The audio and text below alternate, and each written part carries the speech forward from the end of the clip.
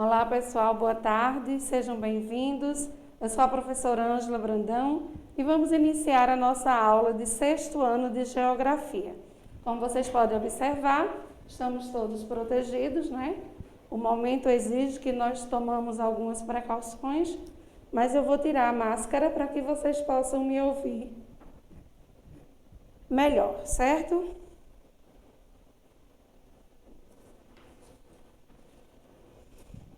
Vamos lá. Como eu falei para vocês na chamada que eu fiz ontem, né, a previsão do tempo hoje ela está bem favorável mesmo para a nossa aula de geografia. Né? Nublado, a gente vai estar aí no aconchego, vocês vão estar aí no aconchego da casa de vocês e a gente vai estar aqui fazendo o melhor para levar um pouquinho de conhecimento para vocês, certo?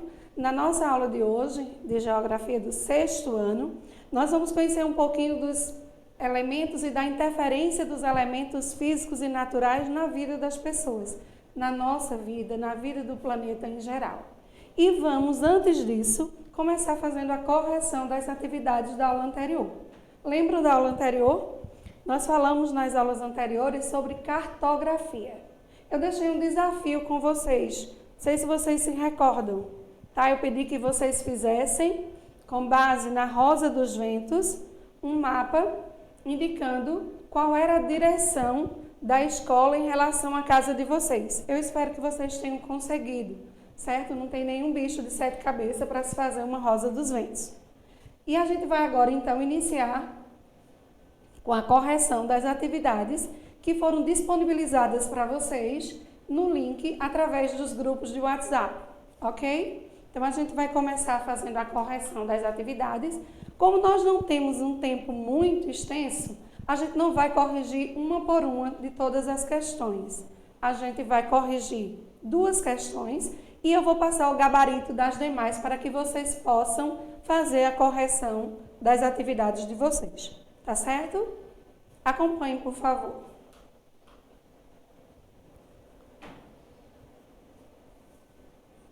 Vejam só. Na primeira questão, a resposta correta, que faz referência ao objeto de estudo da geografia. Eu perguntei para vocês lá qual era o objeto de estudo da geografia. E entre as alternativas que foram colocadas, está lá a resposta, o espaço geográfico. O espaço geográfico é exatamente o objeto de estudo da geografia. É aquele espaço que está em constante transformação e modificação que o homem modifica para viver melhor. Ok? Acertaram? Vamos para a próxima. Na segunda questão, eu perguntei a vocês o que era paisagem. A gente falou nas aulas anteriores, ou na aula anterior, sobre paisagem. O que é uma paisagem, os tipos de paisagem. E eu coloquei para vocês lá o que é uma paisagem. Eu quero saber o que é uma paisagem. E de acordo com o que a gente viu, paisagem nada mais é do que tudo que nós vemos. É tudo que está ao alcance dos nossos olhos. Então, observe aí a resposta à segunda questão. Paisagem é o que vemos e o que observamos de um lugar. Ok? Vamos para a próxima questão. Na terceira questão, eu pedi que vocês definissem a paisagem humanizada e a paisagem natural, que foram os 2 tipos de paisagem que nós estudamos aqui, ok? Então, paisagem humanizada nada mais é do que aquela paisagem que é constituída por elementos naturais e também por elementos humanizados, ou seja, os elementos que foram criados, construídos pela própria natureza e os elementos que foram inseridos nessa paisagem pelo homem, ok? Então, vamos dizer que tem uma ponte, tem uma rua, tem uma avenida, né? Então, isso é obra do homem. Então, ela passa a ser humanizada. A paisagem natural, por sua vez, é aquela que é constituída por elementos sem a intervenção do homem. Ou seja, não houve ainda a ação antrópica. O homem ainda não interviu naquela paisagem. Então, ela é considerada paisagem natural. Ok? Nessa outra questão, agora a quarta questão, eu perguntei a vocês o que é cartografia. A gente viu aqui na aula anterior, eu falei para vocês sobre o avanço da cartografia, como era a cartografia na pré-história, na Idade Média, na Antiguidade e hoje como é a cartografia. E eu perguntei lá a vocês o que é cartografia. Lembram disso? Pois bem, vamos lá. Cartografia. Cartografia, ele nada mais é do que uma parte... Dê um clique, por favor. Ela é a ciência que estuda, ela está responsável por estudar, analisar e elaborar as representações gráficas da superfície da Terra por meio de mapas e de cartas, certo? Então, eu tenho aqui um mapa, que é uma obra da cartografia. Eu tenho aqui um globo, que é uma obra da cartografia. Então, é uma ciência que estuda, analisa, elabora e representa, e faz aí essa representação da superfície terrestre, ok? Vamos para a próxima. Eu perguntei a vocês quais são os elementos mais importantes em um mapa. Na aula passada também, eu trouxe para vocês uma imagem que representava perfeitamente isso. Então, os elementos do mapa são o título, certo? O título do mapa aqui, ó. O Brasil Político é um exemplo do título do mapa. Ele tem a legenda, que a legenda vai falar por si do que se trata, né, a interpretação do mapa. E temos também a convenção, a fonte, a orientação e as coordenadas geográficas, certo? Então, a convenção são os símbolos que são utilizados, são símbolos universais, que, por exemplo, a cor, a tonalidade do azul, você encontra a representação de água em azul em todos os mapas do mundo. Isso é a convenção que é utilizada. As coordenadas geográficas, que são exatamente a rosinha dos ventos, certo? Que vai indicar a posição do objeto que está em estudo. E a fonte, quer dizer, de onde veio esse mapa, quem produziu esse mapa e a escala, certo? Que quer dizer exatamente quantas vezes aquele espaço real foi reduzido para conter, para caber no mapa, ok? Conseguiram fazer direitinho? Posso passar para a próxima? A quarta questão, ela tinha letra A, letra B, e agora a gente vai para a letra C. A letra C da quarta questão, ela dizia, para que servem os mapas? Eu tenho um mapinha aqui, tenho um outro aqui exposto, e para que servem esses mapas? Esses mapas, a gente sabe que eles servem para representar a superfície da Terra, ou então uma parte dela, e também para nos localizarmos, para nos orientarmos, certo? Muitas vezes a gente vai fazer uma viagem e a gente leva junto um mapa do lugar onde a gente vai visitar, porque a gente não tem conhecimento e não quer ficar perdido lá, não é verdade? Então, o mapa também serve para nos orientarmos no espaço, ok? Além da quarta questão, a gente vai corrigir a sétima, tá? Na sétima questão, depois eu continuo na quinta. Faça uma comparação citando as vantagens e desvantagens dos globos e dos mapas. A gente viu que não existe uma representação da Terra perfeita. Toda ela vai trazer uma distorção.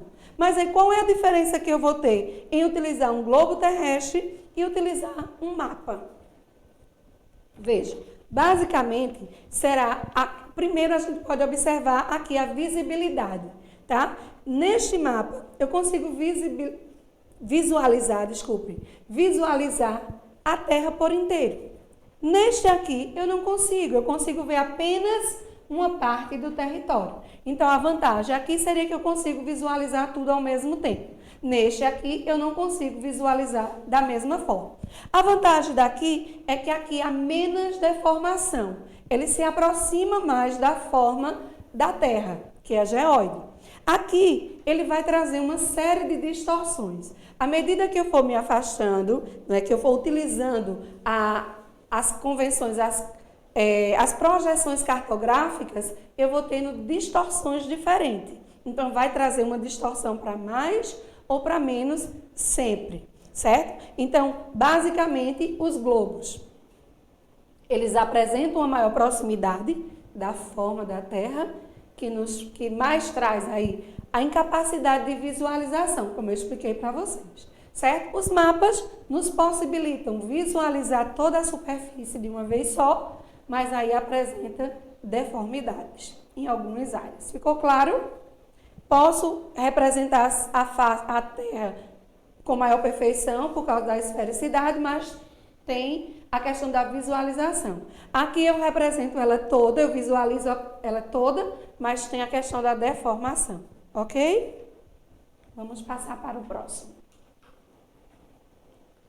A quarta questão, ela tem letra A e letra B, né? Então ela diz assim, por que é que aquele espaço representa um espaço geográfico? Ele representa um espaço geográfico exatamente porque ele foi modificado, porque ele foi transformado pelo homem. Eu deixei uma imagem para vocês analisarem na questão e eu queria por que é que aquela imagem era considerada um espaço geográfico. Exatamente porque ela foi transformada, modificada pelo homem. Na letra B, elementos culturais, eu pedi que vocês identificassem quais eram os elementos naturais e os elementos culturais que existiam naquela imagem. Então, os elementos culturais têm carros, têm casas, têm prédios, têm ruas, têm avenidas. Esses são os elementos culturais que foram criados pelo homem. Os elementos naturais não são muitos, né, porque o homem já fez uma grande modificação nessa área, mas existe a vegetação, existe o clima, existe a questão do relevo, tudo isso faz parte dos elementos naturais dessa paisagem. Na próxima questão, a quinta, ele fala sobre paisagem natural. Eu quero que eu dê alguns exemplos. Eu queria que vocês dissessem se ela era natural ou se era modificada. Então, na sequência, paisagem natural, paisagem humanizada, paisagem natural, paisagem humanizada e paisagem humanizada novamente. Ok? Na oitava questão, ele quis saber aí a questão da esfericidade da Terra. Por que era mais conveniente utilizar os globos terrestres? Exatamente por causa da esfericidade da Terra. Ok? Porque ele traz menos, ou uma quantidade, menos deformações. Projeções. Eu perguntei a vocês o que eram projeções. Projeção cilíndrica, os tipos de projeções. Existem 3. A projeção cilíndrica, a projeção cônica e a projeção plana ou azimutal. Ok? Na 10ª questão, tinha lá umas informações sobre coordenadas geográficas. E eu queria saber de vocês qual daqueles itens não faz parte das coordenadas geográficas. Então, eu tinha lá paralelo, meridiano, latitude, longitude e amplitude. O que não tem nada a ver com as coordenadas geográficas é exatamente a amplitude, porque a amplitude tem a ver com a diferença entre a maior e a menor temperatura de um lugar. Certo, meus amores? Então, terminamos aqui a correção da atividade da aula anterior e agora a gente vai iniciar a aula de hoje, ok? Vê só, imagem bela, não é? Essa imagem, ela retrata perfeitamente o que a gente vai vivenciar aqui hoje, certo? As relações entre os componentes físicos e naturais. Então, qual é a influência que tem a radiação solar na temperatura? Qual é a influência que tem a questão da continentalidade, da maritimidade, dos movimentos da Terra? É o que a gente vai ver agora. A gente vai começar falando deste movimento da Terra, dos movimentos da Terra. Na verdade, a Terra, ela realiza 14 movimentos. Só que desses movimentos, apenas 2, eles têm maior importância para a vida da gente. Ou eles causam uma maior interferência na vida da gente. Que são o movimento de rotação e o movimento de translação. No movimento de rotação, a Terra, ela gira em torno do seu próprio eixo. Esse é um movimento que a gente vai simular daqui a pouco, tá? Esse movimento, ele dura um dia. 23 horas, 56 minutos e 4 segundos mais precisamente. Mas aí, por questão de arredondamento, a gente fecha em 24 horas, o que equivale a um dia.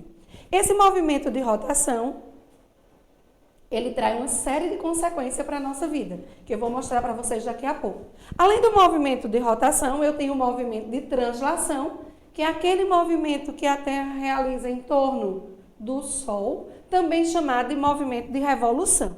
Temos o movimento de precessão, que vocês quase nunca ouviram falar dele, tá? Mas eles existem. Eles causam impactos ou, vamos dizer assim, uma influência menor na nossa vida, por isso que a gente quase nunca ouve falar sobre eles. Esse movimento de precessão é um movimento giratório que é realizado pela projeção de eixo de rotação terrestre no sentido horário. Por que no sentido horário? Porque a Terra em si, ela gira no sentido anti-horário. Aqui no relógio, tá? O sentido horário, de leste para oeste, é o sentido do relógio. O sentido anti-horário é o contrário, de oeste para leste, que é exatamente o movimento que a Terra faz. Nesse movimento de precessão, ele faz o movimento horário. Então, o movimento contrário ao movimento que a Terra realiza. Ou então, a nutação. O que é essa nutação? Essa nutação, ela é uma variação periódica no eixo rotacional da Terra, certo? Então, ele tem uma influência bem pequenininha, quase imperceptível, até porque ele acontece num período muito longo de anos. O deslocamento do periélio, a gente vai falar rapidamente sobre isso, afélio e periélio, que são as épocas do ano em que a Terra, por causa do eixo de inclinação, ela se aproxima ou se distancia mais do Sol, ok? Então, essa variação aí da órbita ao redor do Sol. Para a gente falar sobre o movimento de rotação, eu queria que vocês observassem aqui. Eu disse a vocês que o movimento de rotação, ele é um movimento que a Terra realiza em torno de quem? Do próprio eixo, certo? Só um instante, comigo. Esse movimento de rotação, a Terra realiza em torno do próprio eixo. Ele faz surgir os dias e as noites. Prestem atenção. Eu vou simular aqui para vocês exatamente o que acontece, tá? Na Terra, ela realiza o movimento em torno do próprio eixo. À medida que ela vai girando, observe, eu tenho uma parte que é iluminada, enquanto a outra parte está às escuras. É exatamente aqui que a gente tem a ocorrência dos dias e das noites. No caso aqui, a lanterna, ela está simulando o Sol, certo? O Sol está lá, paradinho. A gente conversou sobre isso na aula passada, tá? O movimento que o Sol está nascendo a leste e se pondo a oeste, ele é um movimento aparente. Ele não existe. Na verdade, quem passa por nós, quem está passando, na verdade, é a Terra, que está passando pelo Sol. Então, quando ela realiza um movimento de rotação, ela está girando em torno do seu próprio eixo, e esse movimento vai fazendo com que, ao longo das 24 horas, eu tenha uma parte iluminada e a outra escura. Muitas vezes a gente observa. Eu estou aqui, nessa parte aqui do planeta, digamos aqui, ó. Eu tenho o Japão. Nessa parte aqui é iluminada, mas do outro lado é escuro, porque a gente tem exatamente 12 horas de diferença, certo? Então, um dos movimentos responsáveis pela sucessão dos dias e das noites é exatamente o movimento de rotação, ok? Ficou claro? Deu para entender? Vejam aqui, a gente vai falar depois novamente sobre isso, porque essa questão da insolação, ela também vai ser responsável pela existência das zonas climáticas da Terra. Vejam que a luz, ela não está atingindo o nosso planeta igualmente. Aqui a gente também vai falar sobre solstício e equinócio, que é o período do ano em que existe maior e menor insolação. Vai falar sobre estações do ano, que é exatamente quando acontece o movimento que a Terra realiza em torno do Sol. Ao realizar esse movimento, ela vai provocando uma menor e uma maior insolação. Então, haverá verão no hemisfério norte, será inverno no hemisfério sul. Primavera no hemisfério norte e verão no hemisfério sul. Certamente, por quê? Por causa da inclinação do eixo da Terra. Ok? Deu para entender? Depois a gente volta à simulação se for o caso, tá? Então, vamos voltar aqui. Deu para entender direitinho essa simulação que a gente tentou fazer aqui com relação à rotação da Terra? Aquele movimento que ela realiza em torno do próprio eixo. À medida que ela vai girando, a iluminação vai chegando a outras partes. Por isso que nós temos o dia e a noite, certo? Aí você pode perguntar, e só esse o movimento?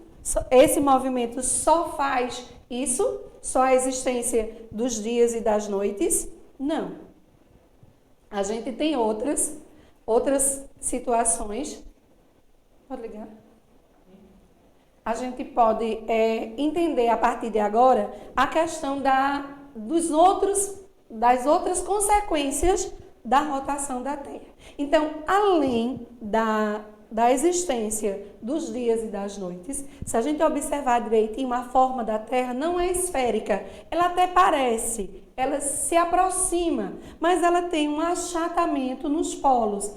Esse achatamento dos polos faz com que nós a chamamos de geóide, certo? Então, ela não é totalmente esférica, ela é denominada de geóide. Na imagem da tela, vocês observam que existe um eixo, tá, que é inclinado. Na primeira imagem ele está inclinado, na outra não está. Eu tenho uma imagem de uma esfera e a Terra, né, atravessada aí com um eixo. Esse eixo paralelo chamamos de geóide. Tá? Então, nunca esqueça, a Terra não é redonda, ela é geóide. É geóide por quê? Porque tem um achatamento nos polos, ok? Veja, naquele movimento que está aparecendo na tela agora, vocês podem observar que ela gira ao redor do seu próprio eixo. É um eixo imaginário. Como eu disse a vocês, ele dura aproximadamente 24 horas e é exatamente o que nós chamamos de dias. Certo? Então, a sucessão dos dias é resultado do movimento de rotação da Terra. Como vocês podem observar na tela, observe que em momentos do dia ele está claro, um momento ele está escuro, que é exatamente o momento que nós temos a face iluminada voltada para o Sol e o oposto do outro lado, ok? Neste movimento aqui da rotação, a gente tem a Terra girando, o movimento das consequências da rotação, tá? A ocorrência dos dias e das noites, o achatamento dos polos, a distância equatorial, a interferência também na corrente atmosférica e na movimentação das correntes marítimas. Essas correntes marítimas, deixa eu voltar aqui. Essas correntes marítimas são massas de água que se deslocam no interior dos continentes, certo? Então, ela também causa interferência nesse movimento. Como vocês podem observar, os dias e as noites, aí nós temos, além dos dias e das noites, a interferência nas correntes marítimas, na circulação atmosférica e no movimento aparente do Sol. Duração do movimento de rotação, 23 horas, 56 minutos e 4 segundos. Arredondamos aí para 24 horas. Ficou claro?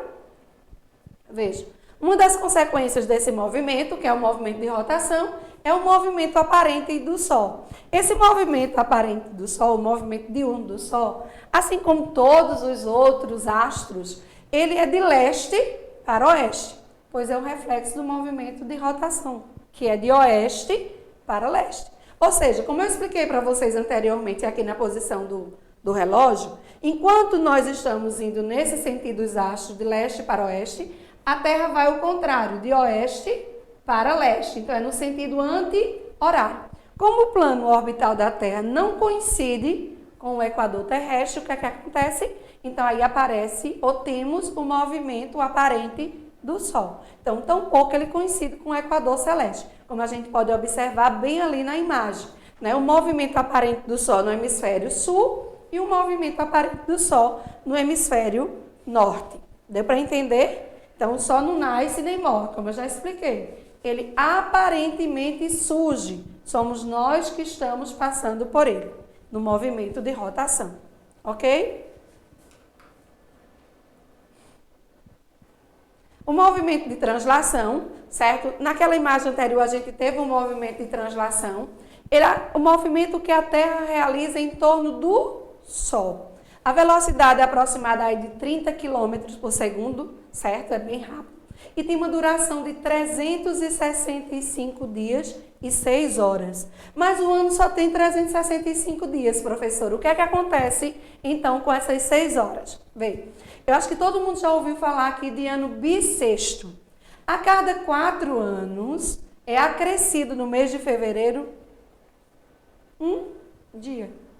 Certo? Então, esse movimento faz com que a cada 4 anos a gente acrescente um dia a mais, que são essas 6 horas que sobram. Certo? No movimento de translação, a gente tem aí a volta, que ela faz em torno do Sol, e é um movimento circular. Não é circular, tá? Ele é elíptico, tá? Então, ele tem um achatamentozinho, não é circular, ok?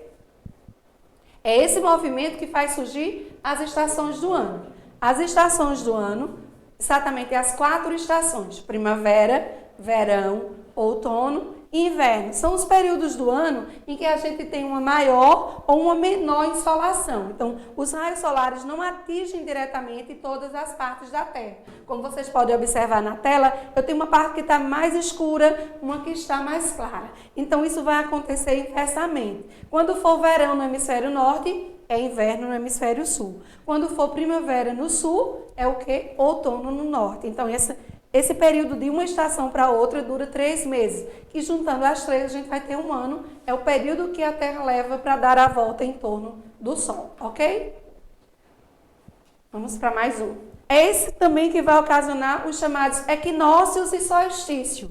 Equinócio quer dizer equivalente. São dias e noites que têm durações semelhantes. E os solstícios, que são dias e noites com durações diferentes, que é exatamente o período das estações do ano. Haverá um dia que haverá mais insolação e haverá dias com menor insolação. Eles têm data exata para acontecer, certo? 23 de março e 23 de setembro, outono e primavera, e 21 de junho e 21 de dezembro, a questão do inverno e do verão, ok? Aí isso também vai fazer com que aconteça as chamadas zonas climáticas da Terra. A Terra não recebe insolação, vamos dizer assim, de forma igual. Então haverá uma área que receberá mais insolação. Ó. Quando eu ligo aqui essa lâmpadazinha, por favor, essa lanterna, vejam que a parte central do globinho, ele recebe mais insolação. Aqui é muito mais quente, essa chamada zona equatorial. Tropical, certo? Essa zona tropical, a linha do Equador, zona equatorial, que vai dar origem à zona climática tropical, que recebe maior calor. Então, aqui, à medida que eu for me afastando da linha do Equador, a insolação vai diminuindo. Então, as temperaturas também vão diminuindo. Então, eu vou ter, nessa parte aqui, a zona tropical, que é a parte mais quente, próximo da linha do Equador, onde a latitude é baixa. E à medida que eu for me distanciando, a temperatura vai diminuindo. Eu vou ter a zona temperada, que pode ser norte ou pode ser sul, e vou ter as zonas polares, que também podem ser norte e pode ser sul. Como os raios solares não chegam diretamente, os polos são gelados, tá? Então, a gente não consegue atingir diretamente os raios solares nessas áreas aqui. Veja que a iluminação não chega lá por inteiro. Então, à medida que a Terra vai girando, é que isso vai mudando, ok? Vamos lá, para a gente finalizar. A radiação solar. Essa questão da insolação, a radiação solar é bem importante para esse fator. Porque para que haja a irradiação do calor, os raios solares precisam penetrar no solo para irradiar o calor. Quando eles se dissipam, então as áreas que não conseguem receber muita insolação acabam se tornando mais frias. Isso vai depender muito de um outro fator, que é a questão também da altitude, que a gente vai ver, e a latitude da região. Então, baixa densidade de raios incide diretamente durante o inverno e uma quantidade maior de raios solares incide no verão, por isso que aí as 2 estações, tá certo? No Brasil nós não temos as 4 estações, temos apenas 2, ok? Por quê? Por causa da nossa localização geográfica. Vamos para o próximo.